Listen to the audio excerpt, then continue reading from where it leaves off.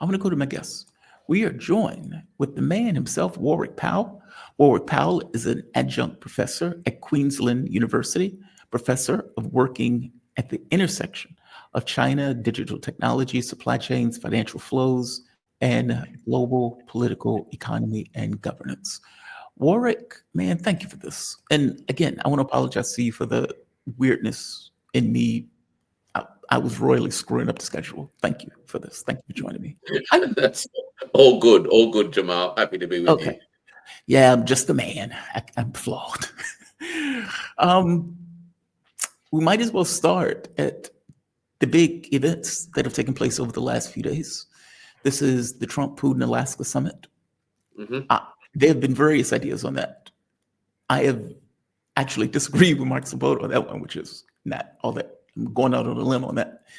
And also, there was a meeting that took place here in DC, which I don't think I'm going out on a limb saying that was a waste of Donald Trump's life and time talking to European leaders that ultimately don't matter and couldn't even negotiate a better trade deal for themselves. And yet they have ideas and things that they want. Give me your take on both. And we could step into one or the other depending upon whether or not you think either has any level of significance or anything was broken out of either location. Well, let's start with do it in chronological order, shall we? Let's see how we go.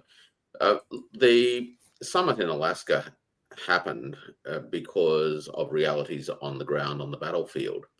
If the collective West was prevailing in this war, then I seriously doubt that there would have been any summit at all.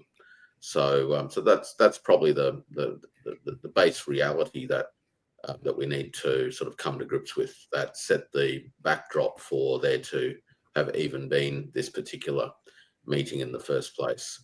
The second thing that I think and perhaps the events over the last 3 or 4 days now tells us is that in fact the collective West nonetheless still continues to have a whole series of conflicting interests and priorities and perspectives, as well as assessments of where things are on the battlefield and what the end outcome they're trying to achieve looks like. It's important to not confuse the use of words like peace and agreement with what ultimately is a substantial security architecture that is being contemplated, if not concretely proposed. And, words like peace sound good, but if the security architecture that supposedly delivers that actually doesn't deliver genuine peace, but in effect only delivers a temporary cessation to hostilities without resolving the reasons why those hostilities exist, and really it's not really a peace to be crowing about. So one of the things that I find interesting, I guess, about the way that these sorts of events draw a lot of attention, and of course when people are in the business of discussing day-to-day events, they tend to have to be drawn to the particulars of the events themselves, whether carpets were rolled out, who shook whose hand strongest, the significance of the flyover of bombers, whether that was a demonstration of strength or whether it was a demonstration of respect, all those sorts of things, and the body language experts that get drawn out to talk about all of this. I try not to dive too much into any of that and just try and understand where this is possibly all heading and why it's heading in that direction. And I think that we are quite some way off there being actually a genuine settlement to this conflict. And in large part, that's because whilst Russia has been consistent and is quite unified and clear in its objectives, and in effect is fighting this war as an extension of its political objectives with a clear set of outcomes in mind, the collective West doesn't have that clarity at all. And if you look at the stakeholders who are sort of fighting over all of this, trying to shape what the collective West position is, you've got, in Ukraine itself, you've got an administration that continues to, in effect, hold the line as far as, territorial integrity, et cetera, is concerned. It's caught in between hardline nationalists on the one hand, but at the same time, a growing proportion of the population that wants to see a negotiated outcome. So the latest Gallup poll showed 69% of Ukrainians wanted to see this, fight resolved through negotiations now. So Ukraine itself is divided as a nation in terms of how it wants to proceed. Europe, broadly speaking, is divided into, I think, quite a number of very clear, distinct interests. So within Brussels itself, you've got the dominant group who bought into the autocracy versus democracy Kool-Aid stuff. They're hardline Russophobic players, and they've been strong advocates of fighting this war to the last Ukrainian. And some of them have actually been, and I mean people like the EU's foreign minister, in effect, their head of foreign affairs, talk openly about the objective of breaking Russia up. So you've got that on the one hand. You've got a couple of other powers inside Western Europe, namely Hungary and Slovakia, that have argued for a different approach. And then you've got populations who I think are increasingly getting very, very tired of the war and the consequences that's having on their economic welfare. So again, you've got very different interests at work inside the European body politic that make it very difficult for there to be a committed position, if you will, out of the European Union. We then move to the United States, and the United States is similarly divided. It's an incredibly divided nation in relation to its attitudes towards Russia and its attitudes towards the war. There are clearly sections, particularly inside the Beltway, who remain hardline anti-Russian warmongers who insist on fighting this war to the end and are threatening all sorts of things, including crushing the Russian economy, which is really Lindsay bloviating without any capacity to deliver. But nonetheless, it speaks to a very strong view that this war needs to be fought. It refuses to recognize that Russia has the upper hand on the battlefield. And then you've got all the way through to the MAGA base that wants to see an end to American commitments to these sorts of military adventures, so that the administration can commit resources and focus on what they believe to be the matters at hand, which is the domestic welfare of ordinary Americans. So the Western powers, the collective West, are incredibly divided. The president himself has clearly been vacillating over the course of the last 6 months, in large part because depending on what his briefings are, who he's talking to, what time of the day it is, and what the sort of circumstances of the day happen to be, he tends to take a stronger view one way or the other. And so it's going to be very hard still for there to be a resolution. I mean, what's the talk now? That there may be some discussions around territory, which I think are largely by the by. They're secondary issues that will get resolved in their own way. The real issue here goes to what the Russians call the root causes, which is the presence of NATO on Russia's western border.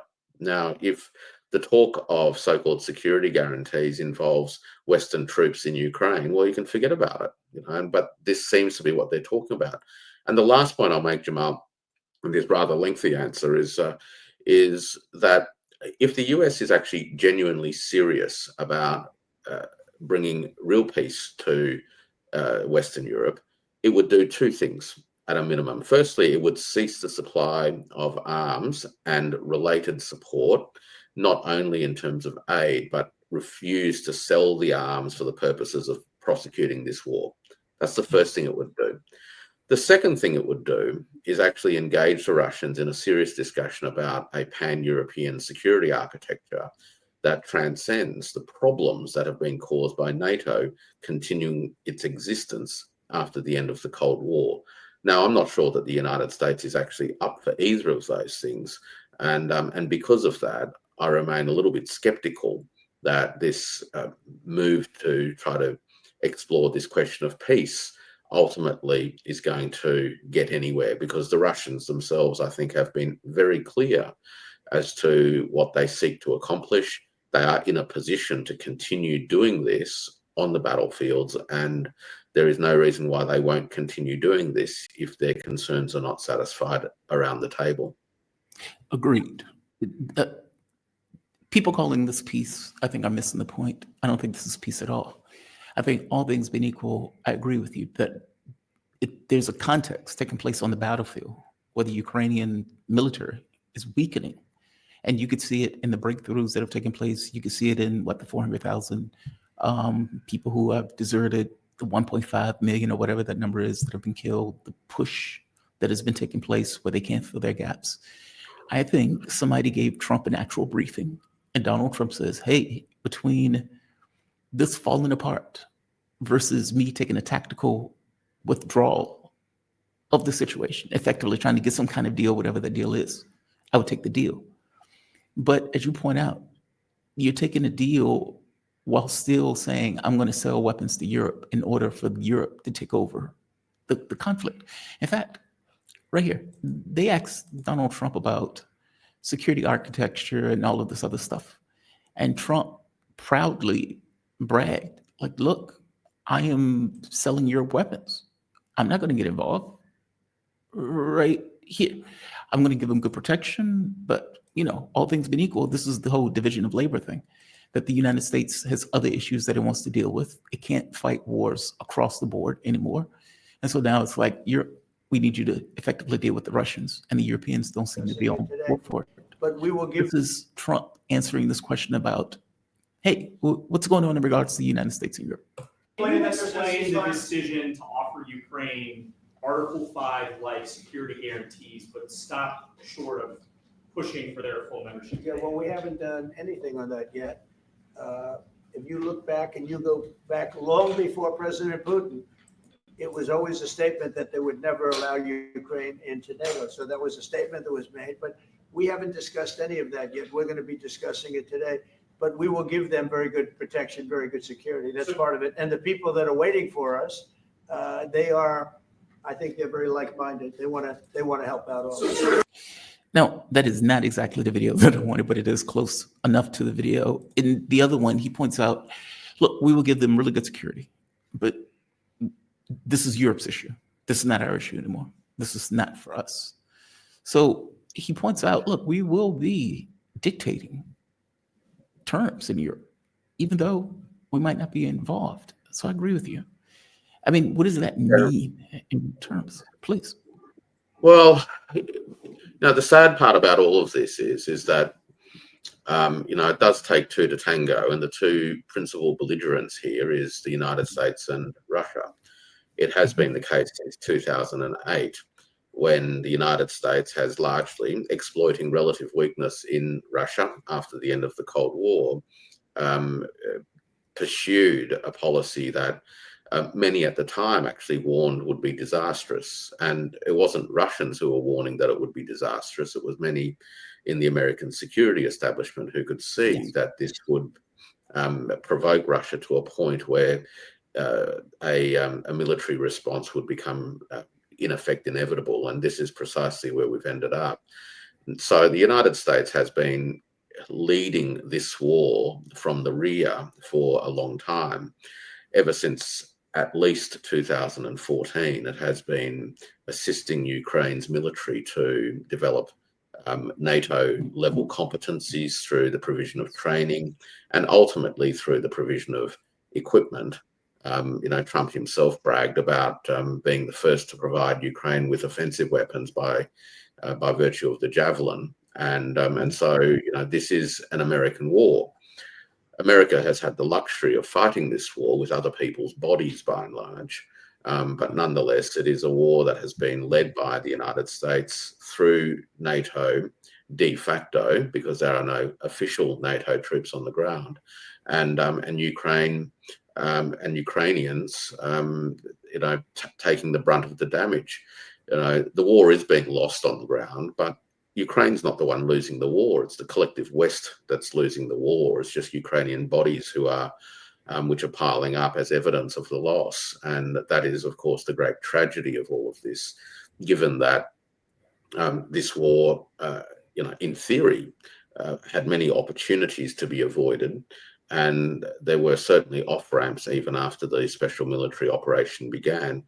Now, I remember when Russia proposed draft agreements with NATO and a draft treaty with the United States in December 2021, that they were just dismissed out of hand. Now, they're not actually very long documents, but they go to the heart of the issues. And people would be well advised to go and read them again, because I think that to understand Russia's position, now bear in mind it does take two to tango. So whatever the discussions were in the White House in the last 24 hours and ultimately in Anchorage a few days earlier, without engagement with the Russians, an agreement from the Russians, this isn't going to go anywhere in any regard. The war on the ground will continue. And the only way to understand where Russia's coming from is to go back not only to the speech that Putin gave in June last year, where he articulated a whole range of conditions, which he's affirmed again are still Russia's positions, but you go back to how it sees the issues being addressed and resolved. And that's through those documents that it advanced back in December 2021. Those documents provide insights into the ways in which the Russian side thinks that this issue needs to be addressed. I'm not saying that this is the only way that these issues will be addressed or could be addressed, but unless you engage seriously with what the other side is putting on the table, you're never going to get close to moving the agenda forward if you're serious about not only putting an end to bloodshed for the time being, but reshaping the relationships that exist between these nations so that we minimize the risk of future bloodshed. The last point I'll make on this, Jamal, is that one must need to, I guess, wonder whether in fact there is a genuine desire to reshape the relationships. And I think that there are some long-standing historical problems that go back, a few hundred years, but which ultimately hold more holds Western Europe back today than it holds Russia back. For some time, after particularly the Cold War ended, Russia did turn to the West again, as it had done a few hundred years ago, and saw its future as being tightly intertwined with Western Europe.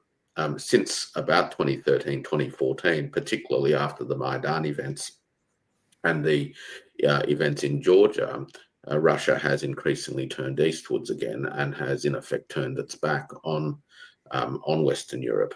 Now, this has created all sorts of challenges, but particularly now for Western Europe.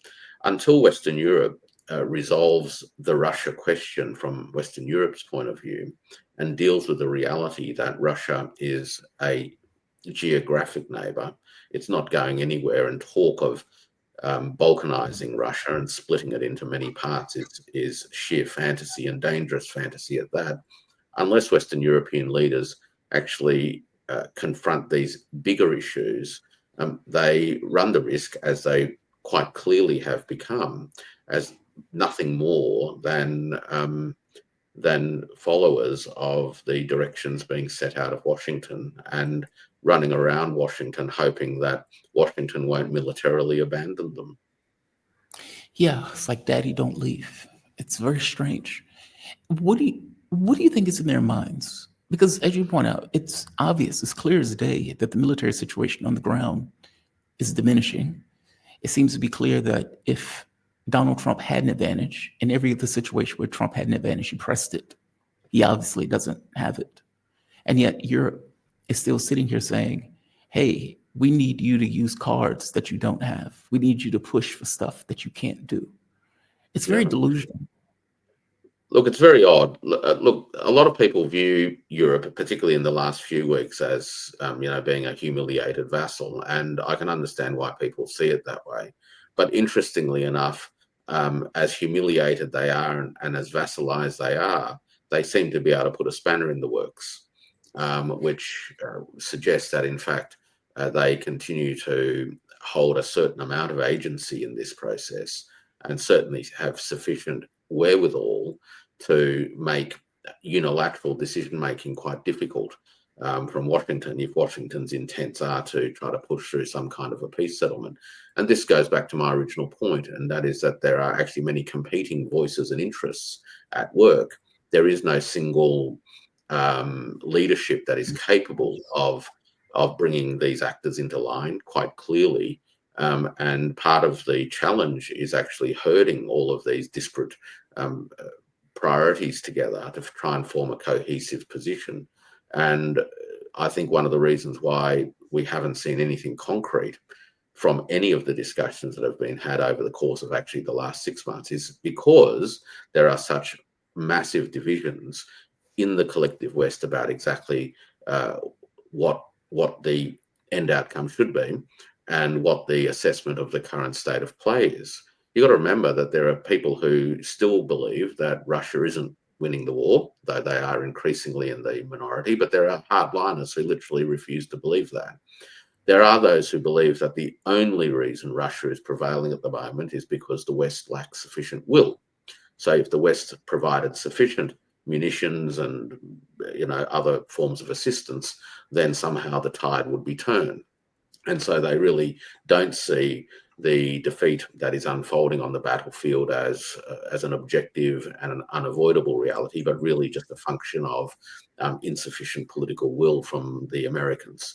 And so there will be some Europeans who see it that way. And in fact, we know that there are some Americans who also view it that way.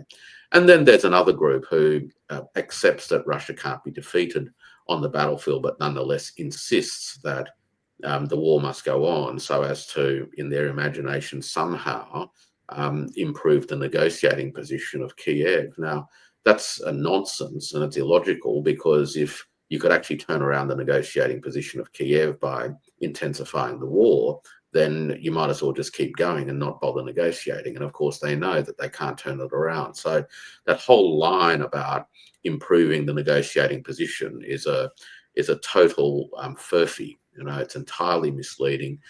But when you've got an inability to reconcile an assessment of the state of play with what's going on in reality, you're never going to be able to come to grips with what you need to do. You'll always be pursuing imaginary possibilities, and this is where they're all at the moment.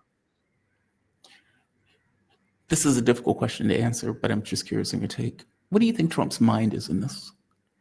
Because that assessment that you just gave at the end of, I know, right? It's like, oh God, don't send me in there. Don't send me in there. But the assessment that you just gave, every article that I've read on this has pointed out that Europe knows that at the end of the day, Trump could walk. He could say, y'all are horrible people. I'm out. Go to my golf course. And they will be stuck holding the bag for something that they can't fundamentally afford. I mean, right now, Donald Trump is trying to get him to buy, like $100 billion in weapons or something as a security deal, which is effectively the U.S. fleecing Europe for more money to buy our weapons. He can always walk. And yet... So the question is why doesn't he?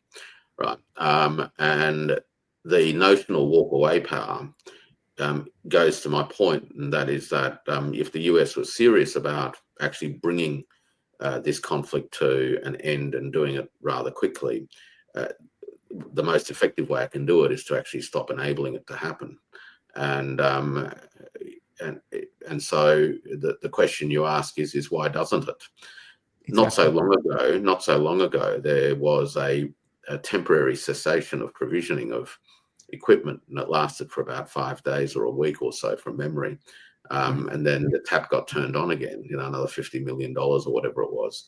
And so this always leads me to question, I guess, the sincerity of the talk of peace, when, in fact, continuing to send arms will ensure that you never actually can bring the issue to a head, and it will just unfold as it will unfold on the battlefield.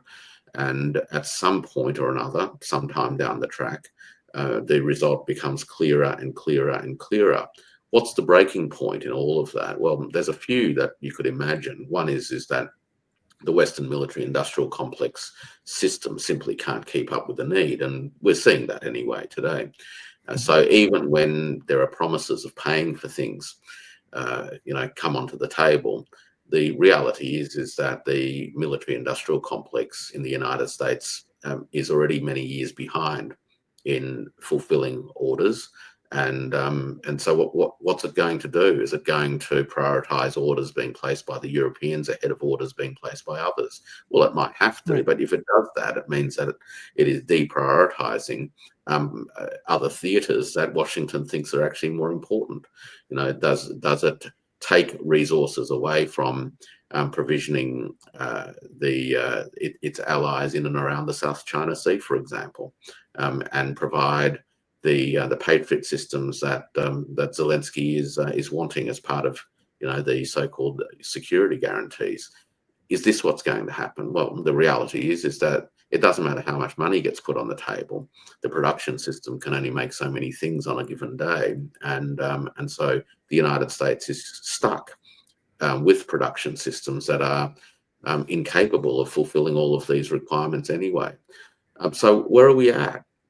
We're at a situation where you asked me about where I think President Trump's headspace is, and I think President Trump's headspace is caught in a set of conflicting or contradictory demands, which is why he is quite clearly struggling at navigating a clear path through. On the one hand, he talks about wanting to bring the bloodshed to an end, but on the other hand, he's pulled to continue supplying the military equipment and the munitions and arms to continue the war. On the one hand, he's trying to pull the Europeans into line, but on the other hand, the Europeans actually, in a sense, in a kind of twisted way, are able to stop Trump from walking. So where is he at the moment? Well, let's give President Trump the benefit of the doubt, for the sake of this discussion, that he does genuinely want to achieve a peace outcome. He's got to get to a point where he realizes that continuing to provide arms, either as a gift, as aid, or by selling them, simply does not contribute towards a peaceful outcome. The second thing, of course, is at some point there needs to be very serious discussions about the security architecture. Discussions in the White House amongst the Western allies about what they think the security arrangement should be later on isn't really going to get you very far. The problem is that the West has got to negotiate amongst itself first, right? But whatever its position is at the end of its own internal negotiations, unless it's acceptable also to the Russians, it's not going to get anywhere. Yeah, no, that's a really good point. And I guess there are two things. You're right about the contradiction. The United States wants Europe to effectively take over and deal with the Russians while simultaneously buying weapons from the United States, meaning the U.S. doesn't want Europe to set up its own weapons industries and everything else. We want them to buy our weapons, which creates the same bottleneck that would be there if the United States itself was still involved in that theater. So, no, that's a really good point. Security architecture. What would that look like in Europe? Because you're right, the Russians, any conversation that Donald Trump is having with Putin about Ukraine is a de facto security architecture of Europe, which is probably why Europe is so up in arms. You're effectively coming up with security of Europe without Europe being involved in the discussion and the conversation about it. I mean, Russia would say no NATO expansion, no NATO in Ukraine. That ship has sailed, right? I mean, the United States is working with Azerbaijan and Armenia at the exact same time that it's trying to negotiate a deal to deal with the root cause of this conflict. That's kind of horses out the barn. Well, which leads you to wonder whether or not it's serious about dealing with root causes of conflicts in Europe at all, or whether in fact they're quite happy to maintain instability across Europe. And the problem with Ukraine is that it's actually bleeding the West out, right? Which is why they want to bring it to a head so that it stops doing that. But right across the world, wherever the US goes, it tends to generate divisions and instabilities, because by doing so, it is then able to go to one of the sides in the local conflict and say, look, we'll support you, right, and secure a position within a region. And that's what it's done in just about every theatre that it's engaged in over the course of the last 30-odd years. So, you know, I think that there are still very big question marks about the genuineness or the sincerity of American talk about peace. And ultimately, there's lots of reasons, I think, for people to harbour doubts that the United States, in fact, is genuine about enabling a peaceful settlement that has sustainability written all over it. Right now, it wants to sell arms to Europe. It's creating instabilities in other parts of the Russian periphery.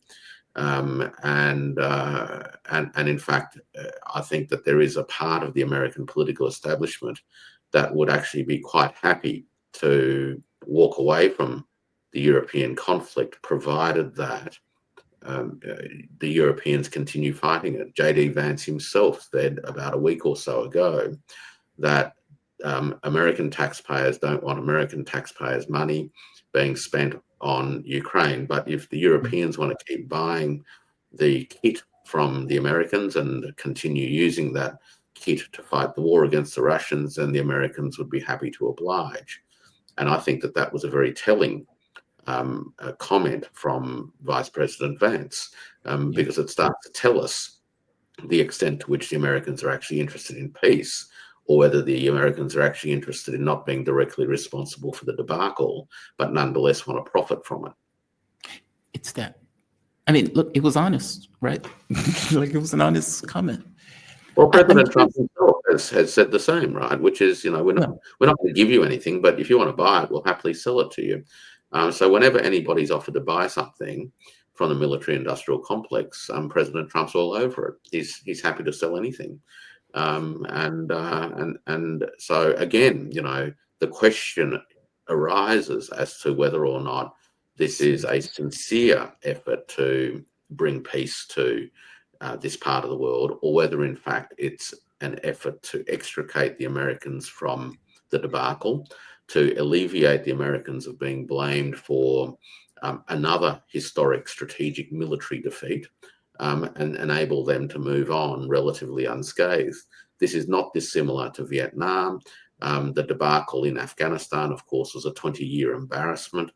And there is a part of President Trump that I think few would disagree with, and that is a desire to avoid having the collapse of Kiev as part of his legacy. Yeah, agreed. In fact, that's what I thought the entire point of the Alaska summit was. It's like, oh my God, these guys are at the brink of collapse. They're buckling. I need to get ahead of this to save face, as opposed to having a complete military collapse on my watch. Can we go into Europe for a bit? I am super curious on your take on Europe.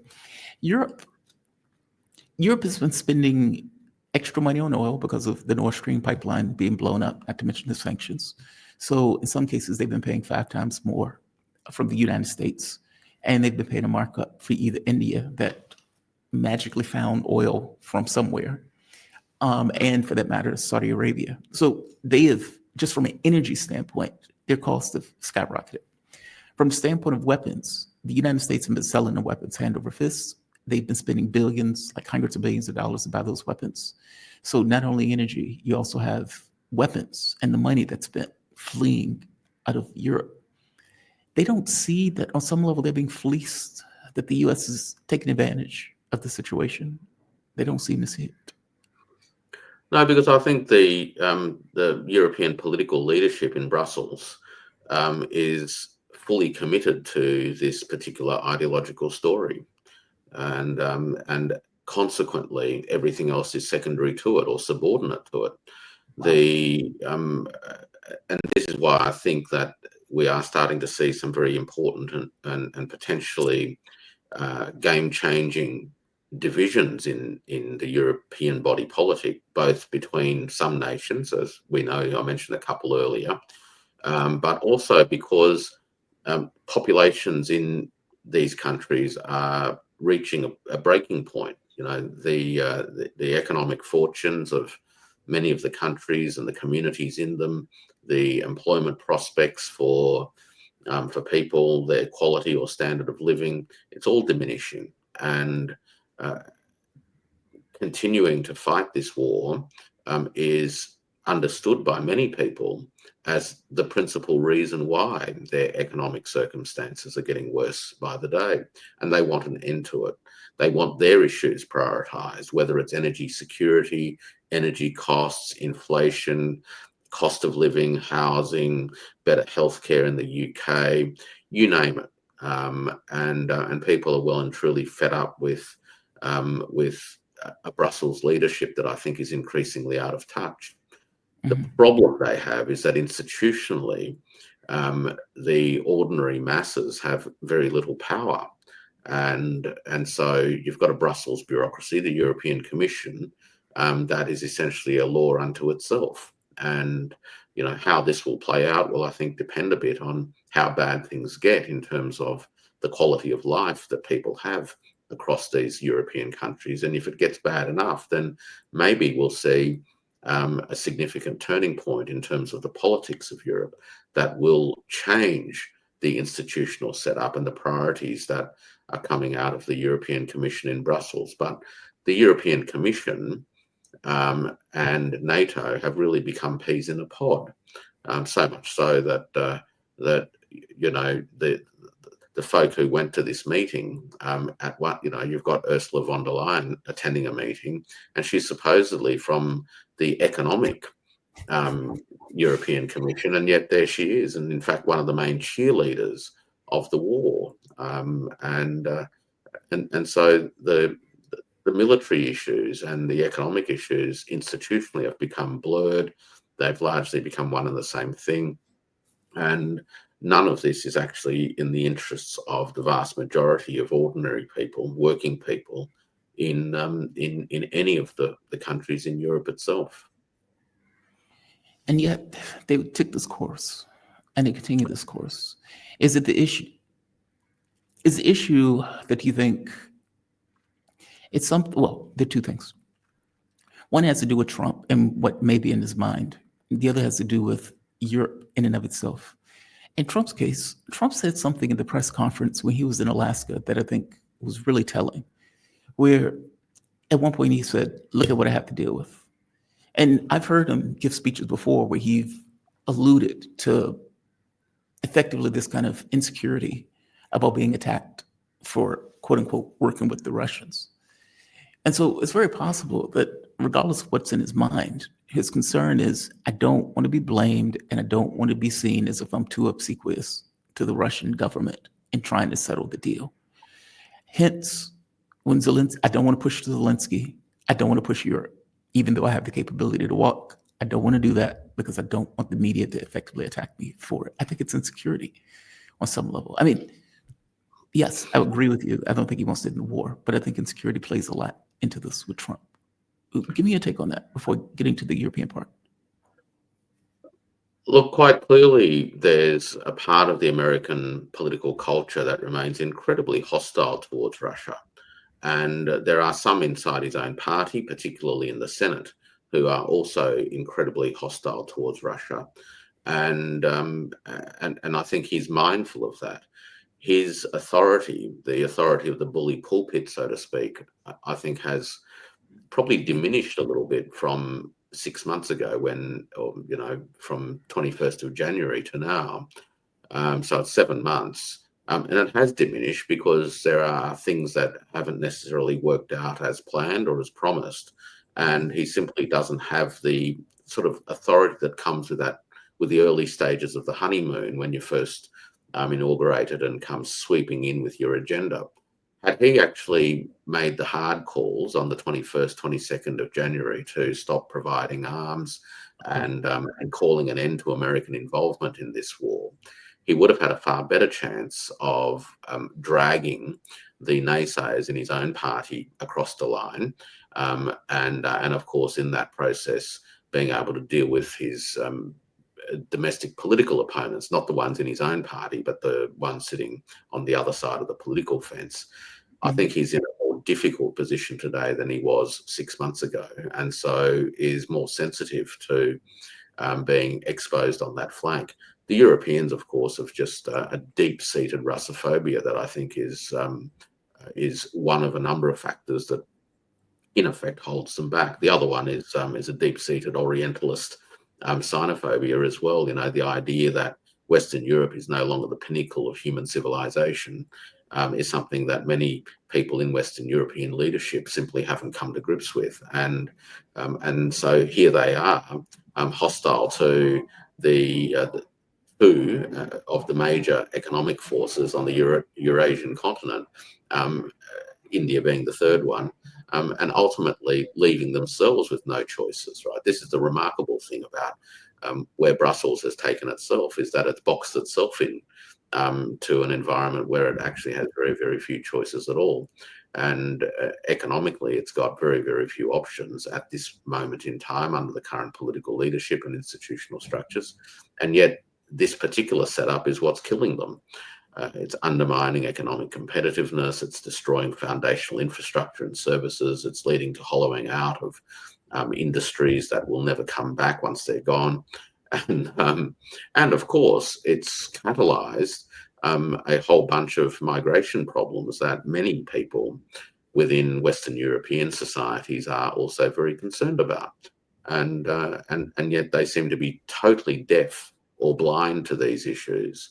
And so, you know, unless, look, my view, I guess, is unless the Western European leadership can, in effect, overcome their Russophobia, overcome their sense of civilizational superiority vis-a-vis the Far East, as they would see it, then they have left themselves in a no-win position where they will only ever be the fag end of a transatlantic power, right? And that's where they're at the moment. Yeah, it seems like they've doubled down on America. Is it too strong to say that Europe's dying? Well, Europe's not flourishing. And if you're not flourishing, at best, you're treading water. And of course, at worst, there are going to be parts of your social settlement and economic system and your culture that is decaying. No doubt about it. And clearly, there are parts of the European cultural environment that are exhibiting all the signs of cultural decay. You know, the nihilism that exists in Western Europe, and the sort of manifest loss of any sense of moral grounding in much of what constitutes civic life, I think, is another dimension of the decay that we now see. You know, Europe used to delude itself that it was a peace project, right? And whilst its economy was going okay, it could sort of carry that off. But of course, for the best part of 60, 70 years, the European project has largely been a racially driven one, firstly in the post-war environment to keep the Africans in check, keep them close but out, and then subsequent to that, progressively and begrudgingly letting the Slavs in from the east, and but nonetheless treating them as second-class citizens, and the Russophobia is part and parcel of that. So the European Union project has largely been a racialized project. People don't like to hear that, but there's plenty of reasonable academic literature which talks about Euro-whiteness as the underlying raison d'etre of the European Union, notwithstanding the public rhetoric of being there for peace and all things nice. So this is so in many regards, in difficult times, the ugly side of an institution reveals itself, and this is precisely what's happened at the moment. Is it decay or desperation? Meaning, is this behavior born out of, as you point out, this kind of decline of Western civilization and this clawing and biting and scratching, with their belief being America is the fastest thing moving, we need to lump in with America on this and have the white world face, the white jungle, or the garden, as they call it, face the heathens and the hounds and China and Russia and et cetera, et cetera, et cetera. That's what it seems like. But give me your take on that. Yeah, look, I think that we're seeing a political leadership that behaves like it has its, caught in the eyes caught in the bright lights. They're paralyzed with fear. They've been totally displaced in terms of their sense of what they represent and who they are, and are finding it very difficult to have a grounding in the world as it is. The world is changing, and that is a very disconcerting experience for a group of people for whom being central to civilization has been part and parcel of their entire makeup. This has been the foundational fabric of the European leadership for the course of hundreds of years, and that colonial mentality that has been grounded on enlightenment and liberalism, which of course gave the European political setup an incredible amount of strength for a long time, is eroding away. Now, as it erodes away, and as other parts of the world reassert themselves as legitimate civilizations with legitimate cosmologies and ontologies and worldviews, and of course, concrete material interests and capabilities, the Europeans have struggled to adjust to that. They've tried to hang on to the primacy position that came with being part and parcel of Western civilization, and they've clung on to the coattails of Washington as part of that. Europe, in a broad sense, and particularly the political leadership, would need to have a radical change of fundamental attitudes about, what Europe constitutes and where they fit in the world for it to actually find a meaningful place in the world. And it could do that, but it would require an incredible amount of self-reflection and humility from a political leadership that has led Europe, together with the Americans, actually pushing them along all the way down the primrose path to devastation and destruction. Do you think that, just to make your point, this was the picture that was out yesterday? This is humiliating. You have Donald Trump sitting in the background. Meloni is effectively not feeling any of this. It seems like she just gets how bad this is. And all of the European leaders, they kept Kayla's out for some reason. I think they should have bought her and let her talk. I like when they let her talk. She says insane stuff. But these guys were masters of the universe at one point. And now they're getting a lecture from the US president. It's just amazing. Yeah. Do you think that was on purpose? And this could be the last question before I let you go, that the US was effectively colonizing Europe. And on some level, this was the way that they ended up doing it. They exert control, tie their agenda to the US agenda, not just militarily, but almost de facto economically. Look, the relationship is complex, right? So I think what you've said is true, but at the same time, it doesn't mean that the Europeans are easily told what to do, right? So there is a complexity there in terms of how the sort of subordinate parties nonetheless exercise certain types of agency, which makes these relationships complicated. And it's not possible to sit in the White House and issue orders that everyone will follow, right? So bringing them on board and is quite clearly a real challenge. Herding this group of people and the views that they have and the interests that they represent, and is clearly a difficult problem. And Trump has, for the past 6-7 months, experienced exactly how difficult it is. So whilst Europe is incredibly subordinated to the United States, it nonetheless, as I was describing earlier, retains a certain kind of capacity to act in a rebellious way, right? So Washington never gets what it wants the first time around, and it has to put in an incredible effort. I mean, even look at President Zelensky, who everyone says doesn't have any cards. It's been 4 months since his lack of cards became apparent, and in that unsightly episode at the White House the last time he was there.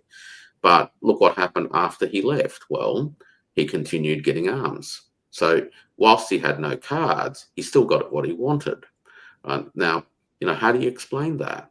Well, if he had no cards but still got what he wanted, then the people with the cards must have consciously decided to keep giving him what he wanted anyway.